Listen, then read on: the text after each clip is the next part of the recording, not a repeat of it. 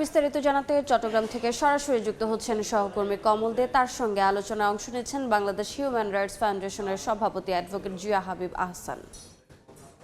কমল, অপরাধের ধরন এবং চট্টগ্রামের অঞ্চলভেদে চট্টগ্রাম কেন্দ্রীয় কারাগারকে 4টি ভাগে বিভক্ত করতে যাচ্ছে কেন্দ্রীয় কারা কর্তৃপক্ষ। এটি নিয়ে একটি প্রস্তাবনাও দেওয়া হয়েছে মন্ত্রণালয়ে, সে বিষয়ে আলোচনা করব। আর আলোচনায় যোগ দিচ্ছেন আমাদের সাথে বিশিষ্ট মানবাধিকার কর্মী বাংলাদেশ হিউম্যান রাইটস ফাউন্ডেশনের মহাসচিব অ্যাডভোকেট জিয়া হাবিব আহসান। জিয়া, আপনাকে স্বাগত জানাচ্ছি। আমরা আলোচনা রয়েছে আজকে আদালত ভবন নিয়ে এবং রয়েছে চট্টগ্রাম কেন্দ্রীয় কারাগার নিয়ে। আপনার কাছে জানতে চাইবো যে চট্টগ্রাম আসলে কেন্দ্রীয় কারাগারের বর্তমান পরিস্থিতিটা কী? ধন্যবাদ। চট্টগ্রাম কারাগারের যে অবস্থা, এটা তো আর ব্যাখ্যা করার উপায় নেই। 3 গুণের বেশি ধারণ ক্ষমতা, 3 গুণের বেশি এখানে কারাবন্দী রয়েছে। এবং আমাদের যে কারাবিধি বা জেল কোডে যে বলা হয়েছে, যে সাইজটা বলা হয়েছে একজন বন্দির জন্য যে পরিমাণ জায়গা দরকার, সেই পরিমাণ জায়গা সেখানে রাখা হচ্ছে না। এত বেশি গাদাগাদি যে সংক্রামক ব্যাধি এখানে ব্যাপকভাবে ছড়িয়ে পড়ছে, বিশেষ করে স্কিন ডিজিজ। কারাগার থেকে বের হলে দেখা যায় তাদের স্কিন ডিজিজ নিয়ে তারা বের হচ্ছে। এখন তো শ্বাসকষ্টের বিষয়টা অত্যন্ত গুরুত্ব দিচ্ছে চিকিৎসকরা, যে এইভাবে গাদাগাদি করে না থাকার জন্য। এই অবস্থায় কারাবন্দীদের মানবাধিকার চরমভাবে লঙ্ঘন হচ্ছে। কারাবন্দী যারা, এরা তো অপরাধী না, এরা হয়তো হাজতি আসামি। তাদেরকে মামলায় গ্রেফতার করা হয়েছে, তাদেরকে হাজিরার সময় কোর্টে নিতে হয়, তাদের ওখানে থাকা খাওয়ার এবং চিকিৎসার ব্যবস্থা করতে হয়। অনেকটা পুরো ভরণ পোষণের দায়িত্ব রাষ্ট্রের। কিন্তু সেখানে যদি তাদের ঘুমানোর জায়গা, থাকার জায়গা, চিকিৎসার জায়গা, হাঁটাহাঁটির জায়গা না থাকে, তাহলে তারা সবাই অসুস্থ হয়ে পড়বে। কারণ তাদের অপরাধ প্রমাণ না হওয়া পর্যন্ত আইন বলে দিচ্ছে তারা নির্দোষ। এক্ষেত্রে যে কারা কর্তৃপক্ষ 1885 সালে কারাগারটা হয়েছে, কিন্তু ধারণ ক্ষমতা মাত্র 1850 জন, এবং তার বিপরীতে কিন্তু বন্দী আছে প্রায় 6000, ধারণ ক্ষমতা 3 গুণ। এক্ষেত্রে সংকটটা আসলে কি হচ্ছে? প্রথম সংকট হচ্ছে গাদাগাদিতে থাকার কারণে তাদের যে অস্বাস্থ্যকর অবস্থা এবং সংক্রামক ব্যাধি ছড়িয়ে পড়ার একটা আশঙ্কা। আর সবচেয়ে বড় কষ্টের বিষয় হচ্ছে এই লোকগুলো এখনও অপরাধ তাদের প্রমাণ হয়নি, তারা হাজতি আসামি। হাজতি আসামিদেরকে এভাবে রাখাটা এটা মানবাধিকারের চরম লঙ্ঘন। কারা কর্তৃপক্ষ 4 ভাগে ভাগ করতে যাচ্ছে। মাদক মামলার আসামিরা থাকবে এক জায়গায়, মহানগর আসামিরা থাকবে এক জায়গায়, জেলার আসামিরা এক জায়গায় এবং রোহিঙ্গার আরেক জায়গায়। এটা কি আদৌ কি সম্ভব, বা এতে করে সম্ভাবনা কেমন থাকবে, জটিলতা কেমন হতে পারে? এটা তো একটা আশ্চর্যজনক একটা সিদ্ধান্ত বলে আমি মনে করি। কারণ এক জায়গা 4 ভাগে যদি ভাগ করে, তো 4 জায়গা থেকে তাদেরকে আনতে হবে আদালতে। এটা যদি ক্যামেরা ট্রায়াল হয় বা আপনার ডিজিটাল হাজিরা হয় তাহলে অসুবিধা হবে না, কিন্তু আপনাকে তো সশরীরে আদালতে আসতে হবে। এই যে আসা যাওয়ার সংকট, এই সংকটটা তারা কিভাবে ম্যানেজ করবে? 4 জায়গায়, একটা সলিমপুরে বলা হচ্ছে, আর একটা বলা হচ্ছে দক্ষিণ চট্টগ্রামে। তো রোহিঙ্গা এগুলো ভাগ করে ফেলতে হবে। তো মামলা তো ভাগ করতে পারবেন না, আপনি রোহিঙ্গা ভাগ করবেন, কিন্তু মামলা তো বিভিন্ন ধরনের খুনের মামলা বা বেআইনি অনুপ্রবেশের মামলা, বিভিন্ন মামলা ভাগ করে আপনি মামলার আসামি ভাগ করতে পারেন। কিন্তু রোহিঙ্গা ভাগ করলে বা মেট্রো ভাগ করলে, জেলা ভাগ করলে, সেখানে তো অনেক সংকট হবে। তাহলে কি সম্ভব? এই যে 14 একর জায়গার উপর চট্টগ্রাম কেন্দ্রীয় কারাগার, যেটি 140 বছর আগের কারাগার, তাহলে এই 140 বছর পুরনো একটা কারাগারে এতগুলো বন্দি রাখা তো সম্ভব না। তাহলে আপনাদের সাজেশনটা কি? তাহলে কি করতে হবে? পৃথিবীতে কারাগার ছোট হয়ে যাচ্ছে, আর আমাদেরকে বড় করতে হচ্ছে। কারণ আমাদের মামলার সংখ্যা, জনসংখ্যা, অপরাধের সংখ্যা, এগুলো যেভাবে কমিয়ে আনা দরকার সেভাবে তো কমছে না, বরং বাড়ছে। এই কারণে আমাদের কারাগার সংস্কার দরকার। কারা সংস্কার করতে হলে এই ঘিঞ্জি থেকে আমাদেরকে বের হয়ে আসতে হবে। কিন্তু 4 জায়গায় গেলে এইটা সমাধান হবে বলে আমি মনে করি না। আমি বলি যেখানেই সেন্ট্রাল জেল হবে সেটা এমনভাবে হইতে হবে সেখানে সকল আসামিকে যাতে দ্রুত আমরা আদালতে পেতে পারি। কালকে রিমান্ড হবে, আসামিকে আনতে হবে। এখন আপনি দক্ষিণ চট্টগ্রাম থেকে কীভাবে আনবেন আদালতের টাইম? তখন আসামি আসবে না, চার্জ গঠন হবে না। চার্জ গঠন না হওয়া মানে একটা শিশু ধর্ষণের মামলার আসামি, সে আসামি না থাকার কারণে চার্জ গঠন হয়নি, 2 মাস পরে আবার তারিখ পড়েছে। এই ধরনের মানবাধিকার লঙ্ঘন রোধ করতে হলে আমাদেরকে এটা সুন্দরভাবে বসতে হবে। যারা এই রিলেটেড পার্সন, যারা তাদের পরামর্শ নিয়ে, যারা মানবাধিকার নিয়ে কাজ করে, যারা কারাবন্দীদের নিয়ে কাজ করে, এদেরকে নিয়ে বসতে হবে, সাংবাদিকবাদীদেরকে নিয়ে বসতে হবে। আপনাদের যে আইনজীবী সমিতির প্রেসিডেন্ট এবং সেক্রেটারি যেটা বললো, চট্টগ্রাম কারাগার থেকে আদালত ভবনের দূরত্ব মাত্র 500 গজেরও কম, খুব একটা সুবিধা হয়, মামলার সুবিধা হয়। এক্ষেত্রে কারাগারকে কিভাবে সম্প্রসারণ করা যায় বলে মনে করেন? এখন চট্টগ্রাম শহর তো আসলে খুবই ইট পাথরের নগরী হয়ে গেছে। লালদিঘির যে ঐতিহ্যবাহী ও ঐতিহাসিক জেলা কারাগার, এটার ধারণ ক্ষমতার এটা যদি আপনি ভেঙে আবার নতুনভাবে করতে চান, তাও তো একটা বিশাল ব্যয়বহুল ব্যাপার এবং সময় সাপেক্ষ ব্যাপার।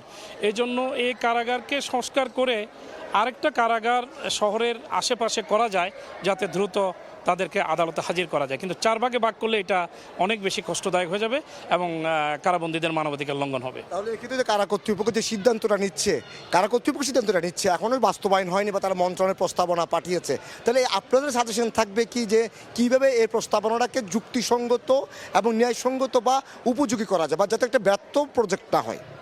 আমি তো মনে করেছিলাম কারা কর্তৃপক্ষ এই সিদ্ধান্ত নেওয়ার আগে সবাইকে ডাকবেন, পরামর্শ নেবেন, রাউন্ড টেবিল করবেন, অ্যাক্সেস টু জাস্টিস করবেন, এখানে বিচারক মহোদয়রা থাকবেন, এডিএম মহোদয়, ডিসি মহোদয় থাকবেন এবং এখানে মানবাধিকার কর্মীরা থাকবেন। এটা একটা সাময়িক প্রস্তাবনা গেছে মাত্র, এখন চূড়ান্ত না। জি, সবাইকে নিয়ে আমার মনে হয় একটু বসা দরকার, বসে কি হলে সুবিধা হয়, মানুষ নিয়ে বিচার পেতে পারে, স্মুথলি এই কাজটা হতে পারে, কারাবন্দীরা যাতে করে কষ্ট না পায়। একদম সাজাপ্রাপ্ত আসামির তো একটা অধিকার আছে, তারও তো কিছু রাইটস আছে, কিন্তু এইভাবে টানা হেঁচড়া করলে বা একটার উপর একটা গাদা করে মানুষ যেভাবে রাখা হয়েছে, এইভাবে তো আমার মনে হয় ওই পাকিস্তানে আটক বাঙালিদেরকে এভাবে রাখা হয়নি যেভাবে এখন রাখা হচ্ছে কারাগারে। আমি যদি বলি আমাদের যে কারাগারটা কিন্তু আপনার 140 বছর পুরাতন কথা বললাম, সংস্কার প্রয়োজন, তাহলে একদিন পর্যন্ত কেউ চিন্তা করলো না কেন যে বন্দি সংখ্যা বাড়তে পারে, ধারণ ক্ষমতা বাড়াতে হতে পারে, 4-6টা ভবন তুলে দেওয়া হয়েছে, কিন্তু সে ভবনটাও পর্যাপ্ত না।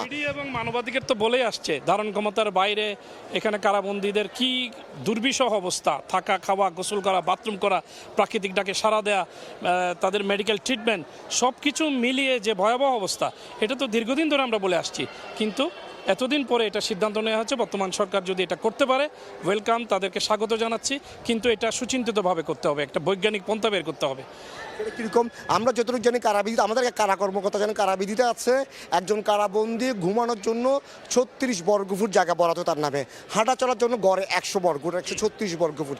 এক্ষেত্রে একজন বন্দী কি সেটা পাচ্ছে, বা এটা তাকে দিতে গেলে কি করতে হবে? পাচ্ছে না, যেহেতু পাচ্ছে না, এখানে যে যতটুক ধারণ ক্ষমতা আছে 1800 জন, 1800 জন ছাড়া অন্যদেরকে অন্য জায়গায় নিয়ে যেতে হবে, তাহলে আমরা কারাবিধিটা অনুসরণ করতে পারবো। এবং কারাবিধি প্রতি পদে পদে লঙ্ঘন হচ্ছে, এক্ষেত্রে কেমন সেটা যদি হয়? এই কারাবিধি যেহেতু লঙ্ঘন হচ্ছে, এখান থেকে কারাবন্দীদেরকে যদি সুরক্ষা এবং মানবাধিকার দিতে হয়, তারা যদি ন্যায় বিচার পাওয়ার জন্য আদালতে তাদের যাওয়া আসার বিষয়টা যাতে সহজ হয়। অনেক সময় দেখা যায় কারাগারে লোক আনা হয়েছে, সারাদিন তারা এখানে আছেন, খাবার দাবার নাই, উপাস থাকতে হয়, ভয়াবহ একটা অবস্থা।